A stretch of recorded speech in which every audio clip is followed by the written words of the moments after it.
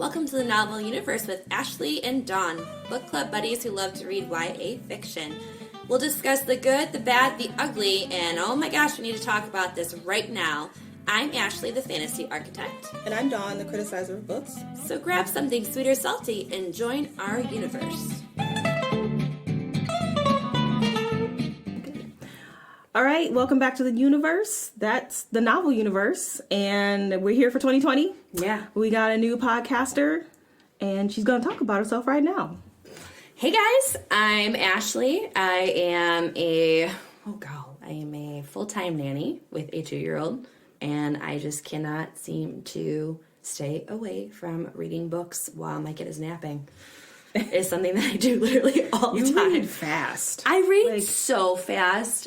I checked up on your progress on Crescent City on Goodreads, and you were on page 500, and it was the second day you got the book. And I was like, okay. But to its credit, it is a fast read, and we'll talk about it later. But it's, I'm just one of those people that I just get sucked into a book, and if it's good, I'm in it for the long haul. If it's bad, I will try and stick it out until the end. Unlike, I don't think I've ever DNF'd a book before. Oh, wow. I used to not, and last year I was just like, screw this. I'm just going to DNF it. If I don't like it, I'm not going to waste my time. So I will DNF a book at 80%. See, I don't know. I just feel like I'm totally not letting the author feel themselves out and to finish out the book, but I should have done it with Grasshopper Jungle. Oh my God. I will never let you live this down. She made us read this book called Grasshopper Jungle, okay? It was great. It was the worst book I've ever read in my life. It's about grasshoppers literally mating with humans. And it wasn't grasshoppers. It was praying mantises. Oh, does it make it even better? Yes. Grasshopper Jungle was the name of the alley they rode their bikes down. You see, I didn't even care. I did read the whole book, and I hated every moment of it. Yeah, it's just... Well, that's how we met during Forever Young Adult Book Club that our library hosted, the library that I work at. I am a librarian, for those of you who are new to the pod. And how long ago was that? Oh my gosh. Was it 7 years ago? 6? No. It was 9 years ago. 9 years Girl, ago? it was a long time. Wow. It was a long time ago. Anyway, yeah. Dawn is, as you know, the criticizer of books. So your intake on what you take in and how you feel about books just amazes me, because I don't see books that way. So I really enjoy having conversations with you about it, because even though we disagree on something, I'm excited to hear what you have to say. Oh, that's nice. No, it's true. It's if you disagree with me, that's okay. That's how books are supposed to be. Books are supposed to be like that. Not everyone's supposed to be books with you too. First of all, Ashley has an amazing memory. If you have any questions on any Sarah J. Maas book, Ashley knows all the answers. Never. She's like the encyclopedia of Sarah J. Maas books. So anytime I have a question, I'm like, Ashley, text. Who is this character again? Oh, okay. Let me give you their backstory and everything important about them down to their eye color, okay? Pretty much. So, all right. So Ashley will be joining the universe from now on, and we will be doing our monthly wrap up. So in this podcast, we're going to be talking about what we read in January. How many books did you read in January? I read 6, counting Crescent City. But we're going to talk about Crescent City in a different podcast, so we're not going to talk about it here. So 5. I'm talking about 5 in this podcast. I will be talking about 3 because 2 of mine, unfortunately, are rereads, because I reread books while I'm at the gym, because I just cannot read a new universe while I'm at the gym. I just can't do it. I need something easy that I'm already aware of. I know, isn't that terrible? I was looking at your updates on Goodreads, and it said, what did it say? Shadow? No, whatever, not the last Throne of Glass, but read 6 times. I'm like, I know. Air of Fire is my favorite. Oh my God. Because it's where Rowan comes in, and it's just great. Okay, so spoiler. There you go. We'll go. We contemplated giving her a nickname. What was it? Mass Lover? Oh yeah. Yeah. Well, we decided not to call her. No, it's okay. I do love other books. Don't you guys worry. Okay, so we'll just go back and forth about what we read. I can go first since I read a couple more. Let me pull up my Goodreads. I'm sorry, I'm not prepared. The first book I read for the month was Jane Anonymous. This was my first book of 2020. And boy, did it stink. So let's get into it. Jane Anonymous by, and I know I'm going to butcher this author's name, Lori Feria Stolars. I don't know why I decided to read this book. I gave it a 1. This is not a great way to start the year. What'd she do to you? She hurt my feelings. Everybody was talking about this book. It was buzzy. And I suffer from FOMO, the fear of missing out. If a book is buzzy and everyone's reading it, I'm going to read it too, because I don't want to miss out on the fun. And I should have missed out on the fun in this book. So this book is basically about a girl named Jane. She is 17, and she has been kidnapped. And so the book is written during her kidnapping and then after. So we get to hear from her voice after she's been home for a couple months. And that's pretty much what you need to know what the book is about. Okay, so what I hated about this book is the writing, and that's usually my biggest complaint is the writing style. I like a beautifully written, metaphorical, prosy book. I do not like a on the nose where the author tells you every little thing. That just spoils the fun of discussing a book or trying to like have a critical thought or something. Did she do that? She did that. Like everything is spelled out for you. And I don't like that type of writing. And even worse, it's almost as if, and I hate shitting on an author. I hate saying I hate an author's writing or whatever, but I'm gonna. So it's like she wrote a book, or she took a class on how to write a book, and the class said, write your book in metaphors because it makes you sound intelligent. I don't know what she was thinking. Like, I'm gonna give you a couple of metaphors that she was writing. And this is this girl just like having a conversation about her abduction. And this is how she talks about it. I'm still searching for my missing self. Just say that you're not the girl you used to be. Why do we need to say I'm searching for my missing self? And this whole book was full of this stuff. This was my favorite one. And I don't even know the context of this, but it goes, in absence of 80 days, I can taste it on my tongue like ashes of cremated bodies over a slow, painful death. What the hell is that? I don't even know what that means. She used like a synonym for another synonym. You know how like when people do that to make themselves look smart on an English paper? That's exactly what just happened. That's what happened. She tried to make herself smart for an English paper. Oh my goodness, that's sad. I haven't read it, so I can't comment, but that's definitely what it sounds like. Well, don't read it. Don't waste your time. I won't waste my time. And like the biggest, not the biggest issue, but one thing that I really hated what this author did is that, so when we first meet Jane, she has to go to her job to pick up her best friend's birthday gift. Her best friend's coming back from vacation. She's got to go get her friend a gift. And her mom is like, oh, no. It's too early. It's raining. Don't go. Let me go to this closet and pick out and give you this basket of gifts that I got from the dollar section at Target, basically. She just harbors them in her closet? Yeah, she just like random gifts. Random gifts. Let me give you a package of stickers or and something. so, like, when you read about that character, like, what to you says that mother is like? How do you think that woman is? Oh, overbearing and controlling. Yeah. She has the answer to everything. Yeah. Something up her sleeve. Something. And instead of the author stopping right there and letting the reader say, oh, this is the type of woman this is, which is great, by the way. Mm-hmm. For her mom to just go into the closet and be like, here, take one of these crappy gifts that I just happen to have on hand. Mm-hmm. That says a lot about this woman. But no, the author had to tell us exactly what this type of woman is. That is not good writing. That's bad writing when you can't trust your reader to infer. And so when she gets, I'm going to say, like when she's home, her mom is like making her go to therapy, and she's like forcing her to do all this stuff she doesn't want to do. And she cooks her dinner, and Jane is like, no, I don't want to eat that because it's really triggering, because her abductor made her eat something similar. So it's triggering, and her mom can't understand why she want to eat her dinner. And so the author had this great opportunity to set up this mother-daughter relationship, and she does nothing with it. Instead, Jane is obsessed with this guy. And I'm like, really? You're missing this opportunity to talk about this relationship with her mother, and we're focusing on this guy. It's just totally dumbing down her book, and I hated every second of it. So I don't think you should. If you're a librarian, this book is what I call a starter book, meaning this is a book for a teen who's never read a book before.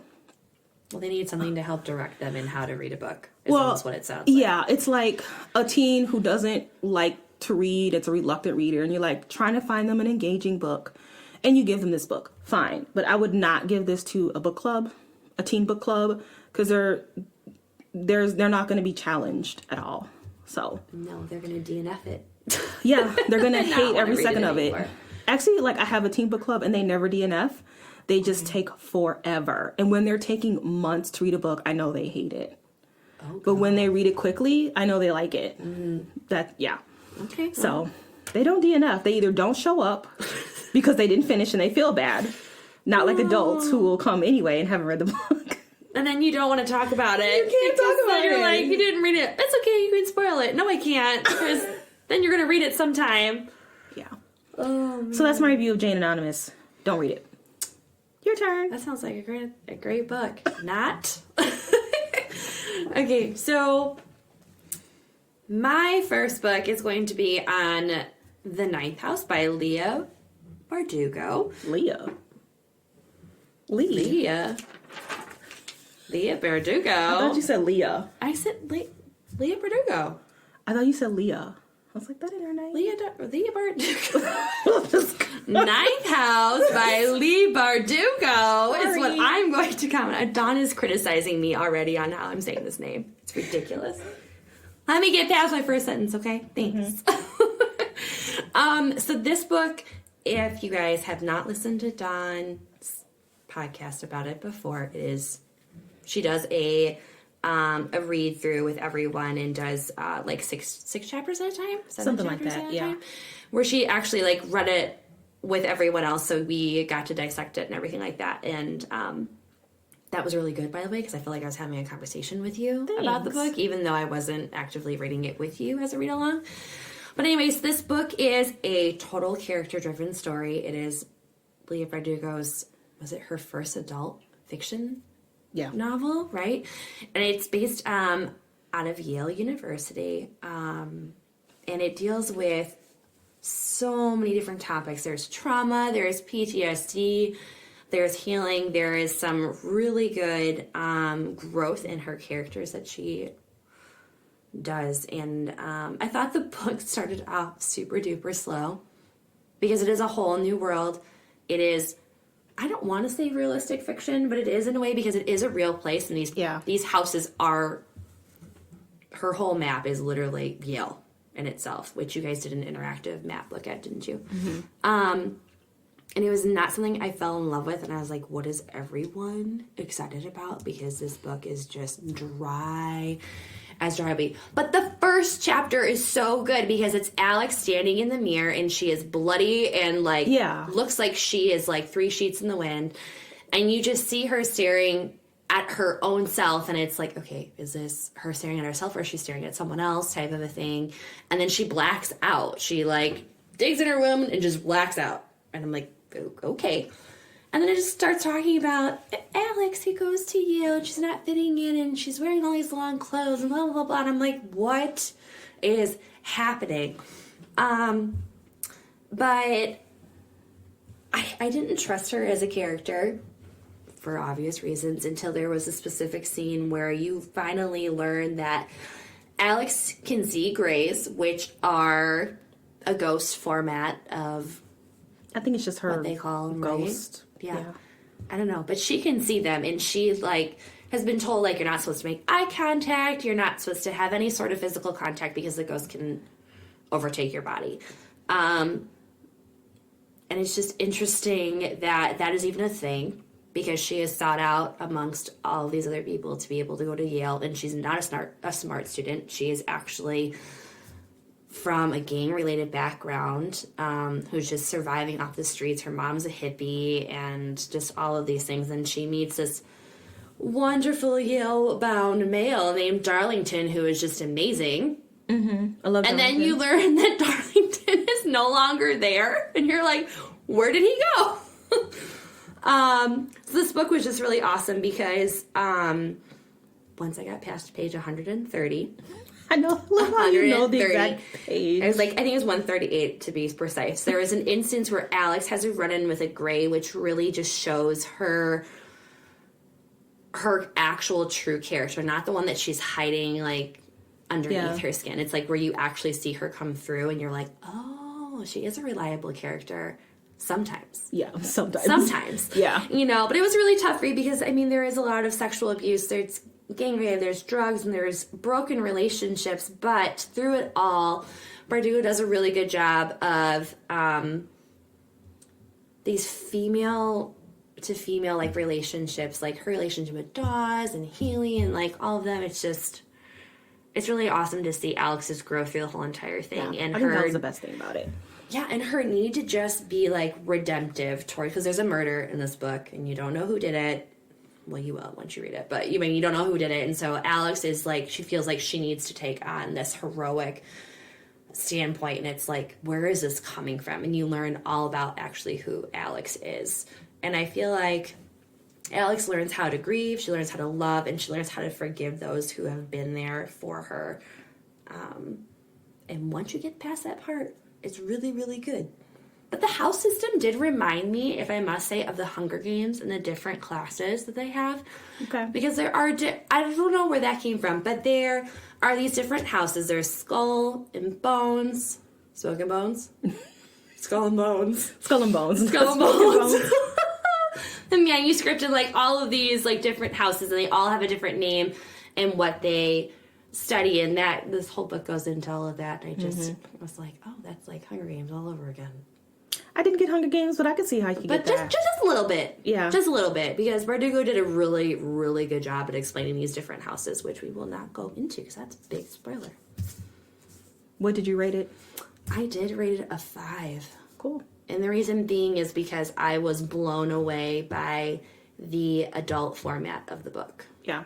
And there was a bunch of twists and turns that if I would have just paid attention to one part of the book, I would have totally understood who did what. Yeah, I have an excuse because I read an e-arc and didn't have a map. I didn't have a map, so I missed it. Yeah, no, I saw one of them, and I think I even said to you, I was like, oh, so-and-so is bad, and here's my thinking. And you're like, just keep reading. Let me know what you think. I'm not going to say anything. And it was true, but then there was someone else and some other thing, and it's like, you read so many books that you're like, you think you'll know how it's going to end, and then you don't. Which I like completely that threw about me this book. for a left loop, and I was really impressed with that. Yeah. Because not a lot impresses me.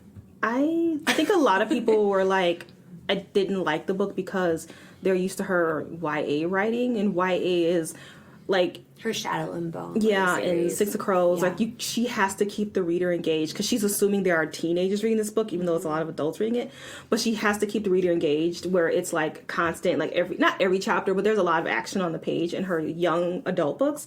And then this book is not a lot of like action, quote unquote action. I consider world building and character development action, whereas a lot of people think that's really slow. And so I think a lot of people are like, this book is too slow. And I'm like, it's an adult book, and adult books are slow. A lot of them are. So I loved it. I gave it a 4.75. Not quite a 5, but it was one of my favorites of the year. I loved it. Yeah, no, I was really impressed because it was probably a step out of my comfort zone with something that I would read. And I think the reason why I read it is because she was a YA author that had stepped out into the adult realm. Yeah. And I was like, ooh, I wonder how this measures up, because I read Six of Crows and I read, Shadow and Bone. It's like, how's this going to be? And I don't think I was ready for the type of world that was happening. I definitely wasn't ready. I was not ready for how intense this book was. Like, no. I'm definitely going to have to read it again. And I'm really excited about book 2. I mean, I can't say that I loved Shadow and Bone. It was okay. But I love Six of Crows, and it was really cool to see her grow from the Shadow and Bone to Six of Crows. And Six of Crows is one of my favorite books of all time. It's great. So I was a little worried how she was going to handle adult fiction, but I thought I think she did amazing. She is totally a Yale student. That woman is smart. Oh my God. Like, she can write a book. Were you looking up some of the words that she was saying? And yeah, I was on a Kindle, so I could just like... What is happening? I don't know what that means. Define. I don't know that word. Yeah. The vocabulary was definitely adult vocabulary for sure. But even just like the execution of it and the character development, and it was all like really mature, I thought. Well, it makes you think, like, what happens in those sorority houses? Yeah, I was part of a secret society. I was in a Masonic organization that had a lot of, like, secrecy, but I wasn't into it that much. Not like this. Not like that. We weren't, like, stealing people from the hospital and working on them. Like cutting them up and guessing the stock market? No, I don't think Masons do that. Everyone has, like, money into this. Like, each of the houses are, like, funded, which is crazy. Mm-hmm. But. All right. What was your book 2? My book 2 was Black Girl Unlimited by Echo Brown. And this one I gave a 2.5 on Goodreads. By the way, if you want to read This is Dawn, criticize her books. If you want to read my reviews a little bit more in depth, you can follow me on Goodreads, Bang Bang Books. So this one, I can kind of bump it up to a 3, but this book is it's a coming of age, and the main character is also named Echo. So you can surmise that this is a autobiographical book. And Echo lives in a housing project, and she's surrounded with, like, drug abuse, sexual assault, pedophilia. Like, her situation is bad, but she's a really good student, and she's trying to, like, use education to kind of get out. That's all I'll say about the book description, because, well, and one other thing is that she's a wizard. I'm sorry, what is this? Exactly. Like Vampire Diaries? No. No. Or she's just like a witch or something? How is she a wizard? I think is that a metaphor? Yeah. Okay. I think, but I don't know by the end of the book, I'm not quite sure if she's really a wizard. Like, is this magical realism or is it a metaphor? Maybe a little bit of both. I don't know. But that was the problem with the book. Okay. This book is dealing with some serious issues. Author Echo Brown has some really good things to say. Her writing was really good. Mm-hmm. The execution of the writing was really good. But this whole wizard thing was a total distraction. It didn't need to be there. This book really needed an editor to be like, okay, Author Echo, you need to take some of this bullshit out, because it is bogging down your book and it's making it bad. And if she could have just focused on poverty and how people's circumstances and poverty and how it affects, like, drug abuse, and like I was saying, drug abuse and pedophilia and sexual assault, and, you know, that would have been a much better book. The whole wizard thing was just awful. I wonder if it was like an underlying, like... It was. That you were trying to figure out through, like, everything that she was, like, going through. And it just somehow did not tie in. No. It sounds like she was just like, oh, and I'm a wizard, and the wizard said this. Like... No, it's like, she's like, my wizardry has been passed on by my mom. My mom doesn't want to talk about it because she's a wizard too, and my grandma's a wizard. I don't know. But it's basically, because I guess the wizards can see, like, this black veil over people, and you have to, like, try and keep them away from... It's basically a metaphor for don't go to the dark side. Don't go to the bad place. Stuff up. Don't let this bad guy take over your life. Don't let this drug take over your life. It's it. She can see it. But so can normal people. The cloud. She can see the cloud, basically. The cloud of black. Yeah. Pretty much. Gloom. It didn't need to be a wizard. It was distracting, and it didn't like it at all. It is kind of disappointing, because if someone says something like that to me as a fantasy lover over here, like, I'm like, ooh, what are her powers? Like, what can she actually do? And it just sounds like it's just like a knowing. Like, you just had this sense of knowing not to do something. Yeah, that's all it was. That's a shame. So I would definitely read another book by this woman. Her name is Echo Brown. It's the author's name. I think her story mirrors the main character. Mm-hmm. She kind of looks like the girl on the cover of the book. So that's awesome. I was just looking at the cover of the book. Yeah. She has some really interesting things to say. There was another moment in the book that I really kind of wanted to talk about, where our main character, Echo, is walking with her best friend. It's a boy. And it's weird because his parents are Black Panthers, but it's set in, like, the late 90s, and I don't think Black Panthers were around in the late 90s. I think it kind of ended in the 80s. I don't know where she was going with that. But anyway, that's neither here or there. So the boy likes her, but he's like, they're walking home from school one day, and he's going on and on and on about, oh, the black man or the white man trying to keep me down, and the poor black man, blah, blah, blah. And Book Echo is like, black women have it bad too, and sometimes it's because of black men. And he's just like, whatever, my problems are way more important than yours. Ooh. And that's the reason why she doesn't want to date him, because he's toxic. Yeah. And I wish Author Echo had gone into that, because we don't see a lot of toxic masculinity among black boys, mm-hmm. but she didn't. She just let it drop. And I would have much rather read about that than this stupid wizard thing. Yeah, because that would have made a more entertaining story. Yeah. So through it all. I say read it. I say put it on your shelf. It is a very tough read, though. Like I said, there is sexual assault and pedophilia and drug abuse. Like, the book opens up where she's 6 years old and her mom is ODing naked on the floor. Like, that's the beginning of the book. So this is, you know what you're getting yourself into when you read that first chapter. But I think it's an important book.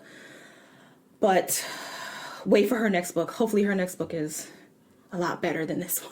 Do you think does the second book go along with the first book? No, I'm just saying it's a realistic fiction, so it's not like a series. But I'm just saying the next book she writes, I'm hoping she gets a better editor and maybe some growth and someone to say, hey, maybe don't put that in your book next time. It sounds like she's got great ideas. It's just like poor execution. Yeah, that's because exactly like the story what it that is. you're telling me right now, like people need to read that. Yeah, there's people that go through that. Oh daily. yeah, in this town we live in. Yeah, yeah, it's terrible. Yeah. But we live here because the rent is cheap. That's exactly why. Okay. So what did you rate it? I rated I'm going to bump it to a 3. I have it as 2.5 on Goodreads, but I'll bump it up. Okay. Because of the wizard thing. Because it did sound like it was like a really interesting story. Those are tough books for me to read personally. Yeah. Just because like there's too many like... I don't know. Life is too short for sad stories. That's usually what I say. And that's the reason why I get sucked into like such fantasy realms is because I want to escape my reality that I'm living in right now. So it's like, oh yeah, I would much prefer to read fantasy because of that reason. Now, there are some problems with fantasy, but we can talk about that another time because I have some really great reviews though on these. So my second book was Vow of Thieves by Mary E. Pearson. She wrote the Kiss of Deception series. Which I loved Leah and Rafe's story. Yes. Like, love them. Oh my gosh, amazing. And the Kalmazar and like the whole entire like city of Morgan and like they're the kingdom of Vendetta, excuse me, on all of them. So I was really excited for this book because Vow of Thieves is the second book in the Dance of Thieves series. And it follows the same exact map literally as her Kiss of Deception. So that was actually really nice because there's so few times that you go back into a world that you've already like explored, and so the fact that like I didn't have to reference the map because I love maps. Just to interject a little bit, I'm noticing a lot of these fantasy authors are staying in their own worlds. Yeah. Like this one, Sarah J. Maas is all in the same world, Laini Taylor, Leigh Bardugo, like... Except for this next one, though, that she just did, Sarah J. Maas. She stepped out of bounds a little bit. Just a little bit. Little bit. We'll talk about that later. But I think it's great because, like, how much time do you think that they spend building this world? Especially this book, the Venda world. The Vendetta world? Oh, yeah. Or Vendetta. Oh, my gosh. It's not, like, what in the world? But, and... It's just great because isn't this supposed to be like a layout of the U.S., right? Yeah. When we read it? Yeah. So like it's supposed to be different parts of the USA. You can get into that if you read Kiss of Deception because that goes way more into that world building there. So second book in her series, and the story follows Cassie and Jace, and they're on their way back to Tor's Watch. To reveal that Tor's Watch has now been granted an official kingdom in the site of the Morgan Kingdoms. And it is important because they are now going to be declared the first ever instilled kingdom, which goes into the whole Ballinger line. We learn that the commonly king of the area, who is Montague, has been secretly biding his time to take over Tor's Watch. And so... Cassie and Jay's going to make it. You have to read it because I'm not going to give you any more on that. But the book's pacing was excellent because I was really glad that I actually read the first book again because I would have totally missed like all of these people as to like why they were important. I didn't know who the hell Montague was. Girl. I did. That was like the whole thing. I know. I remember nothing. Oh my gosh, he meets her in the first book and like nothing. She's trying to pick on Jace, and he's like, oh, here's your coin, blah, blah, blah. Like, don't remember that. And they're like, oh, don't worry about him. Yeah, no, you need to worry about him. So my issue was, like, I have an issue with, like, couple relationships, okay? So, like, The first book, Cassie and Jace are like literally thrown together because they are in like a flight for life situation type of thing. They're like bound together and have to survive in the wilderness and whatnot. So like we go back into their relationship, and I just felt like there wasn't a whole bunch of like struggle, and I had an issue with that because I really enjoy like the relationship building, and like she spent so much time on their relationship in the first book and their struggles and whatever, and like Jace as the next Petri, or or a Petri, or however you say his kingliness name. The Petri, he's like in charge of Tor's watch. Girl, no. That's all right, don't worry. The Petri. And Cassie of Brightmist, she literally came from nothing. She her mom was taken away from her, and we don't know why, but her and her mom had this secret like relationship, like how they would speak on the streets, and so then that way they could both maintain safety and whatever. And so everything that Cassie has ever loved has been taken away from her, and she has just learned how to survive and whatnot. And I just had an issue with like their relationship because I just felt like we just moved past the importance of their relationship and the different things that they both bring to the table. But I could be just a love-struck dummy when it comes to that stuff. But Cassie is an amazing heroine in the story, and I love that she is still really flawed when it comes to executing different parts of the story. Like, she still struggles with being in the open sky, which is like something really big in the first book. And that's where like all of her riddles come from, that she has Jace tell her riddles and she tells Jace riddles just to occupy her thoughts so she doesn't have to think about the fact that she has nowhere else to like hide. And so that comes out in this book a lot. But Cassie's growth was something that I was extremely impressed with, because she learns to be accepted for who she is apart from everything else against her. Like, she just decides in her heart not to rebel against it and just to go for it 110%. So I still really love the riddles. There was a lot of closure in this book, which I thought that was really good, because I was really worried that this was going to become like a third book in the series, and it's only 2, right? It is only 2. Okay.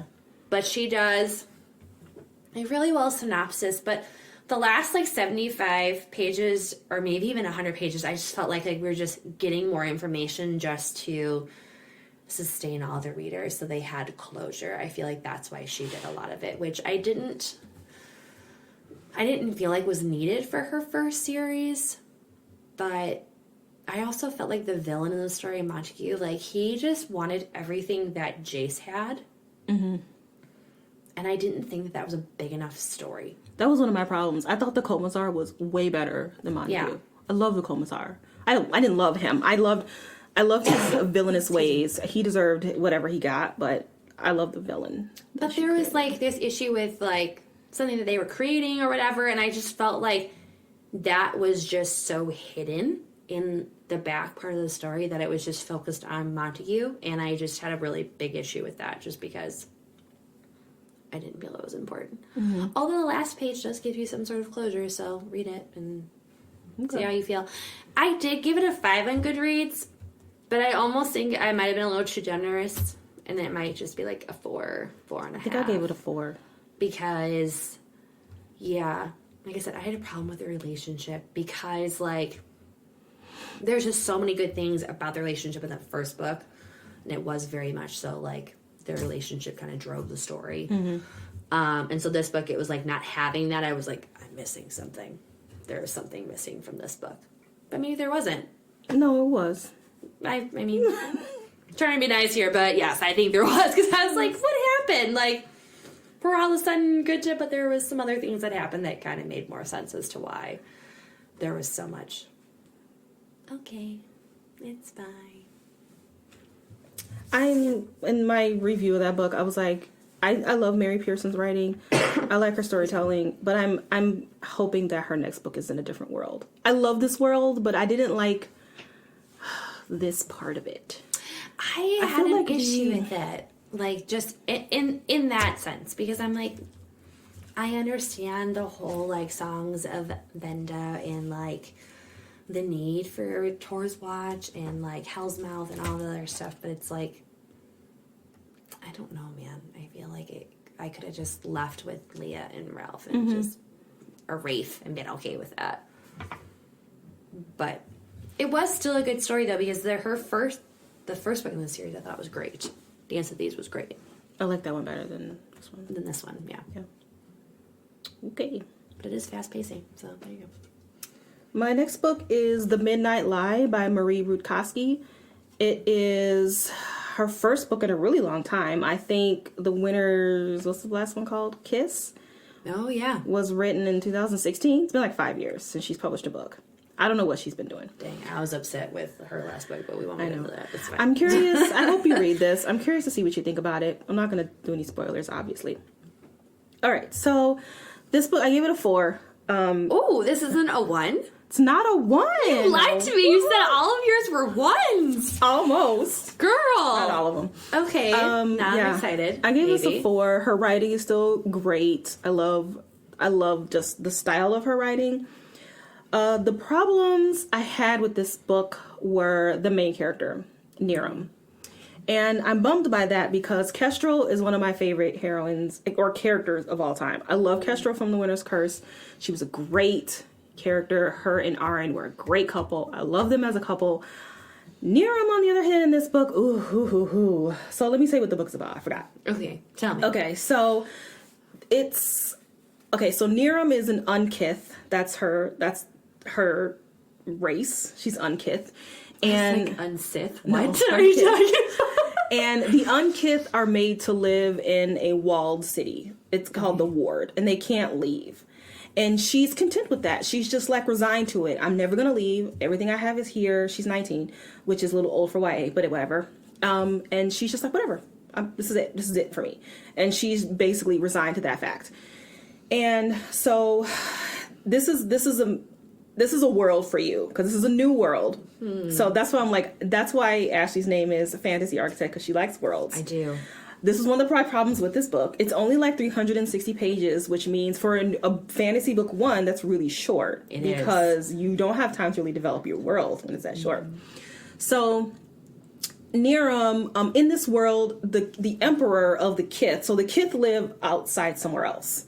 And I kind of liken them to the capital of the Hunger Games, where the people in the capital will like eat, and then they throw up so they can eat more. Oh. It's just like overindulgent. So that's how the Kith are. They party and they do drugs and everything's just a big party, and they pretend to be Unkith because they have nothing better to do with their time. So they pretend to be poor. It's like that. They're just so bored with their life. They just, yeah.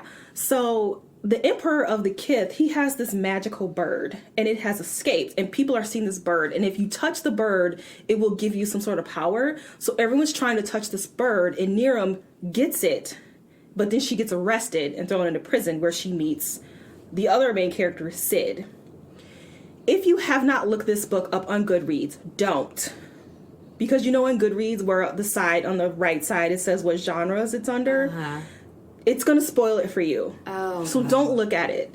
Look at the synopsis if you want to, but don't go and see what genres is under, because it's going to spoil everything for you. And I'm so mad that it did this to me. So it's a relationship between her and Sid. And Sid is like, you need to get away from this world.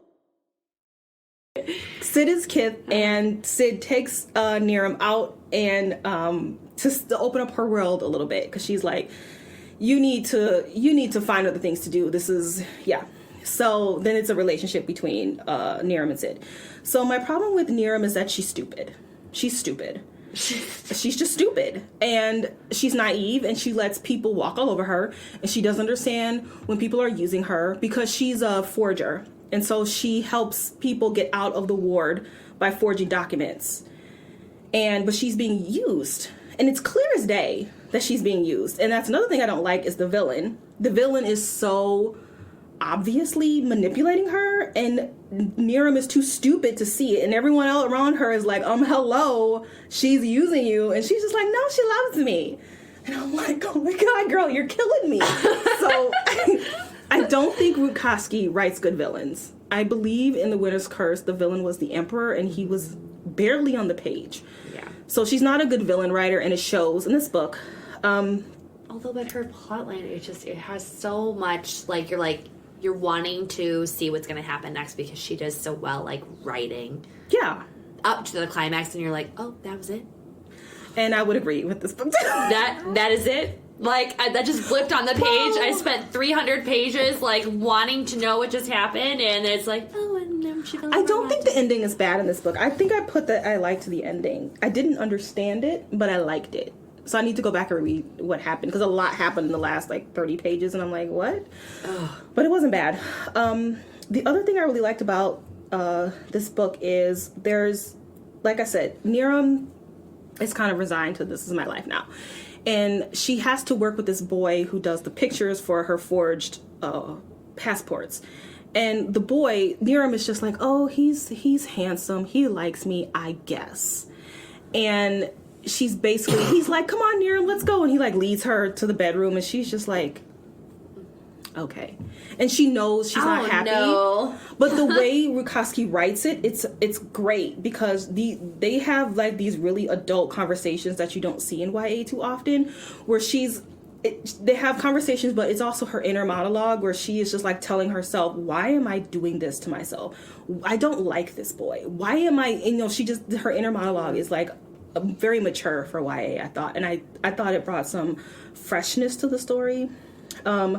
What I liked is Sid. Sid is a great character. I like Sid way better than Niram. Mm-hmm. I thought the romance was pretty good. Something happened in the book where I was just like, I can't freaking believe it, but I can't say because it's a spoiler. Don't spoil anymore now. I'm going to cut that out. I actually said a spoiler, but you're not going to hear it because I cut it out. But I recommend it. If you like fantasy and you liked the Winners trilogy. I know you hated the last book in the Winners. I was so disappointed. I know. And but maybe you'll like this one. Okay. I mean, Niram is stupid, but maybe you'll find that well endearing. For this book. She's stupid, but read it. That's the tagline. I'd be like, what the heck is happening? I'm getting a text from me at like 11:50 at night. Really, Dawn? Really? This happens, you guys. I feel bad that I spoiled it for you. Damn it! I tried so hard. It's okay. I'm like pretending like I didn't hear what you just said because I don't know what it means. So that's probably a good thing. Okay, good. All right. So I only have one more. Okay. And that's our... Crescent City? Yeah, so we won't be doing any spoilers on this one. We're going to... I have more, though. Do a little bit more intense on that one, but Dawn's going to give you some more. I have two more, and they're both bad. I'm sorry. Just sum it up, girl. And just make it easy for us. It's probably books that you planned on reading, too, which is bad. I feel bad. Havenfall by Sarah Holland. No, I gave up on her. Okay, good. For a reason, because... Did you read Everless? I did. I didn't hate Everless, and that's why I decided to give this a try, but damn it, I shouldn't have, because it was bad. Because Everless was really good, but I actually... Did you read book 2? I didn't on purpose, because I read the reviews, and it was like... Ooh. Oh, no. They were bad? Yeah.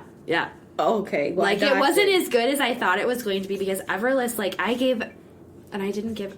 Oh, I'm just looking up right now. I gave it a 4. I think I had like a 3.5. Everless. You gave it a 3.75. Oh. Based on Goodreads. Yeah, she tried to do something interesting with that one, so I thought that I appreciated that, because that is some world building going on there. Yeah. But then I was reading reviews of Everless, and I was reading reviews of this book, and people are like, this is a ripoff from this book. And I'm like, is she just ripping off other people's worlds? And I just didn't read those books and didn't know. I can't remember what the other books people were talking about. But, so, yeah. Basically, this book is about, I don't even remember the main character's name anymore. Let's just call her Tina. I don't know her name. Havenfall, right? Is that what you're talking about? I don't know her name. So, it's set in the real world, but Havenfall is a INN, where these two fantasy worlds are in different dimensions, and they come to Havenfall as it's like Switzerland, where, they have to like meet and they can't fight, and that's what it is. So there's 2 worlds left. But the other world has been closed down because they're full of monsters. And one of those monsters got out a long time ago and killed Tina's brother. And Tina's mom, that's not her name, her real name, but I think her name is Maddie Morrow. Is that Maddie, okay, Maddie. Yeah. Let's call her Tina. Okay. So Tina's mom was blamed for her brother's death, and she's on death row. And so she wants to go to this inn, and because her uncle runs the inn, and she's like, I don't fit in anywhere else, so I'm going to go to this inn where, you know, I fit in. Because I know she goes to this inn every summer. She knows these people, whatever. So, of course, something happens to her uncle, and she has to take over the inn. But all of this sounds like normal world building. Continue. But it's so bad. It's so bad. The world is bad. Well, what you just described, I was like, oh, that sounds interesting. It's not, though. Oh. Because we never go to the other worlds. We're stuck in this inn with the prince. No. Some prince and some other guy. Loves. No, she doesn't love the prince, but she loves loves this other guy. Okay. And it's so predictable. And I think in my updates as I read, because when I do Goodreads, I like update because I get frustrated and I need to like vent. So I vent to Goodreads. You do. You're like, oh, not again. Oh, if this happens and I think it's going to happen, I'm DNFing it at 80%. I don't even care. Yeah, that was my last update. That didn't happen, by the way. But anyway, yeah, her writing, and I hate to say this, it's so bad, but her writing is so uninspired. It's just really bad. And I don't know what I saw in Everlist that made me think that she was a good writer. You know what? I think it was because it was such a new story. Maybe. It was a new world. It's not something that we read before, which in our day and age, you guys, like, a lot of the books that we've read are a take on Harry Potter in some way or the Hunger Games. Like, somehow they all, like, all these worlds just, like, blossom out of these two worlds, which I don't understand. I don't get it, and it's like, just create something else and new. And so that's what I think I was excited about, because I actually got this book as an ARC. You'd be very proud of me. Woohoo. Not Havenfall, but Everlist. Oh. That was good. Don't read Evermore, because... Okay. Yeah. Well... But I don't know, maybe. Who knows? Goodreads could lie to us, because there's some people on here that... No, they're usually pretty right. They're pretty accurate on Goodreads. All right, so my last book I read for January is The Shadows Between Us by Trisha Levenseller. Were you going to read this? This is like right up your alley. I was actually going to read it. I mean, you still could. I could be wrong. Let's see. What is it? Okay. It has a pretty good... Well, it hasn't been published yet. Comes out this month. Okay, so this is I wanted to read this book because I liked Daughter of the Pirate King. I think that Trisha Levenseller writes really good heroines, and actually pretty good romance. So I was like, woo, new book, new world. Let's do this. The Pirate King was great. Did you read that whole series? I only read the first one. Oh, girl, you missed out. I know. The Daughter of the Siren. Oh, my goodness. I know. I think other things came up, but I didn't read it. But that is... I feel like that series, though, was very, like... That's not YA. Like, that's like juvenile YA. Really? Oh, yeah. You thought that was juvenile? I think that's because of the fact of the crap that I've read that it's considered YA, and it's really not YA. That was not juvenile. It's YA. The Pirate King was definitely juvenile. Okay, so The Shadows Between Us is about Alex. I do remember her name. She is a second daughter. So it kind of has a Taming of the Shrew type of feel where she can't leave her house. She can't go into... So it's like a Gothic Victorian world. And so she can't leave her house because she has an older sister, and her older sister has to get married first before she can be presented to society. But her older sister has been turned down by the king, and their father is like, your sister sucks ass, it's your turn, get your dress on, let's go. So she's been like stewing all this time. My sister gets all the attention and nobody pays any attention to me, and so when I get to the king, I am gonna woo him, and I'm gonna get him to marry me, and I'm gonna kill him. I'm gonna kill him. So that's her whole plan. Wow. And she has learned to manipulate men because all this time she's been stuck in her house. She's been banging a bunch of dudes, and she don't care who knows it. So, can I just say the book description on Bookreads? Bookreads. On Goodreads. Literally, you just were like pointing out like these different points. You're like, number 1, ooh, the Shadow King. Number exactly. 2, marry him. Number 3, kill him and take his kingdom for herself. Exactly. What? Exactly.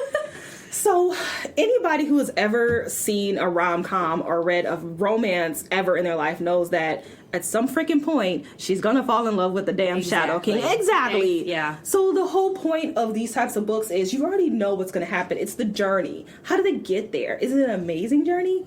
It ain't. So this entire freaking book, all she does is go on and on and on about the dresses that she's wearing. And everybody wears these dresses, and I'm going to wear pants. And I'm going to wear... I want trousers, please. I want to wear trousers. And the king's favorite color is green. I'm going to wear green. I'm going to wear black, because black is scandalous. And so that she just goes on and on and on about her dresses. And I'm like, how about you develop the story and stop talking about these damn dresses? Okay? That's why I'm telling you it's juvenile, okay? I am telling you right now, and I'm clapping. I'm so sorry. It's not juvenile. It's YA, but it's like... Are you sure? It's so... What's the word I'm looking for? It's like... It's so feminist down your throat. It's like, women should be able to have sex just like men, and I shouldn't be called a whore because of it. Women should wear dresses, and no one should call me a whore because of it. Women should marry whoever they want. No one should call me a whore because of it. And it's just like, shut down your throat all the time. I'm not a whore. I know. It's like, okay, we get it. I don't like that type of writing. I don't need you to shove it down my throat. So it was a lot of that. It was very predictable. I didn't love the romance. Which sucks because that's like the whole point of the story. Yeah. Because you know that that's what's going to happen. It's what's going to happen. And that's the whole, like you said, that's the whole point, is the romance and how it develops. And there were so many plot holes in this book. I was like driving trucks through these plot holes. And here's the major one. So he's got this problem in his kingdom where someone is like basically being Robin Hood. They're stealing from the rich and giving to the poor. And people don't like that. And so nobody likes that. Nobody likes that. Exactly. She goes to the king. He has a council, and they're like telling him what to do, and it's not working. So she goes to the king and was like, I've been living in a castle and banging dudes my whole life, but I know how to solve this problem. So this is what you do. And he does it, and it solves the problem. And so this happens throughout the book. And I'm like, he's letting you do whatever you want. He's listening to you. He's letting you rule. Why are you going to kill him? That makes no sense. Mm-hmm. And I figured that out a third of the way through. Mm-hmm. And the whole time, I'm going to kill him. Because I want to be a woman. I'm like, he's letting you be a woman. Why do you need to kill him? Like, he's hot. Like, hello, don't kill him. So, yeah, I was very upset. I was expecting Daughter of the Pirate King. Oh. And I didn't get that. That was a great book. It was great. It was great. And it was just like full of like court gossip that was so bad. Okay, I'm done. Oh, I'm so bad. Literally over here just like, that doesn't sound like the selection at all with the dresses. Even the selection was good. The selection was better than this. I was expecting fluff from the selection, and I got it. I was expecting something like really good. Like a good heroine and a good... No. Fail.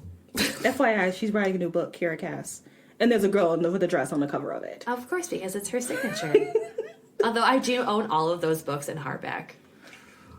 I can one-up you. Because the dresses are beautiful. You can one-up me? I can one-up you. Okay, what's your one-up? There was a contest back when the selection was in its heyday. And do you have a dress? No. One of the contests was you have to make a dress out of library materials. And me and Sarah Torres, one of my coworkers, we made a full ball gown out of freaking paper, books, and bookmarks. And it was amazing. We didn't win, though. We went to meet Kira Cass, and Sarah dressed up in a full ball gown. I didn't. And you could totally wear it. Or did you wear it? She wore it. And she posed with it and everything. Oh my gosh. I don't know if I have a picture of it anymore, but yeah. I would love to see that. I would love to too. I don't remember where it is. But that's how much I love the selection anyway. Dawn is a more diehard fan of Kira Cass. Not anymore. After book 2, I was done. Book 3 sucked. Okay. So that's the end of... The first book was really good. Yeah, I liked the first book a lot. It was great fluff. That is the end of our January reads. Join us next month, probably March, second week of March-ish, usually when we do it, for our February reads. And we're going to add in something a little fun. Oh, yeah. Do you want to describe, Ashley? So, Dawn had this crazy idea. I actually stole it from a booktuber. I can't remember her name, but I'll put her name in the show notes. As soon as we figure out who she is, because this is actually a really excellent thing to do.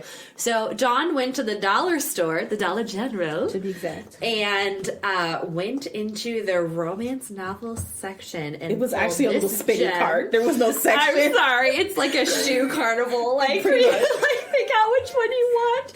And so she walks up and she's like, I don't know which one I'm going to read, Ashley. And what does she pick? The one that says her name in the title. So we are going to be reading On a Wicked Dawn by Stephanie Saunrens, a sinister novel. Ooh. You want to read the tagline? Are you ready? Marrying you will be entirely my pleasure.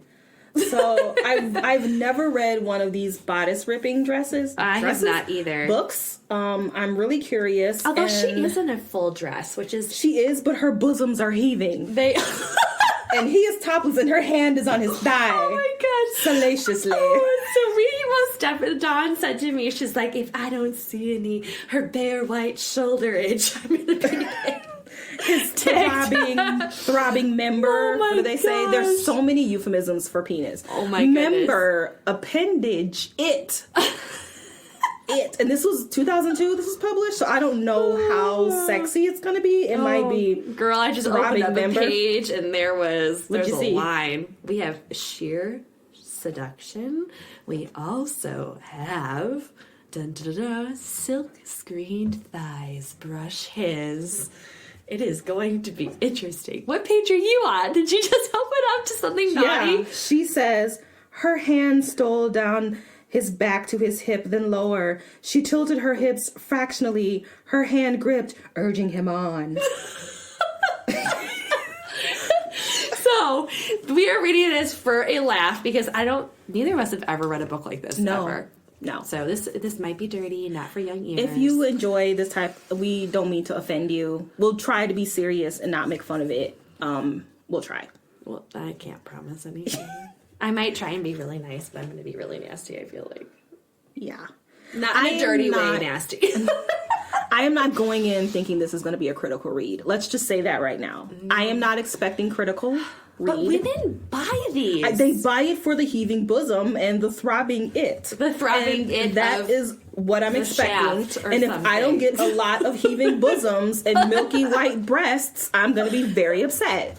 That's what I'm expecting. Oh my gosh. That is what I want. If I don't get it, I'm not going to be happy. This line, need gently. There's just 2 words in this book. Oh my gosh. This is going to be great. But we were joking, if any of you guys have seen Friends, about Rachel's hidden book, and Joey finds it. They have a play-by-play. It's historical figuring out. Yeah. What was it called? The Count in Friends? The Vicar's The Vicar. something. Anyway, yeah, it's a dirty book. So we're going in with nothing other than the heaving bosoms, as Dawn has predicted. Oh, and there's a white horse-drawn carriage on the front as well. I didn't even see that. Cool. This is going to be great. Yeah. This is going to be great. So, all right. Well, thank you for joining the universe, and we will catch you in the next podcast. We always have a shitty ending. Sorry, guys.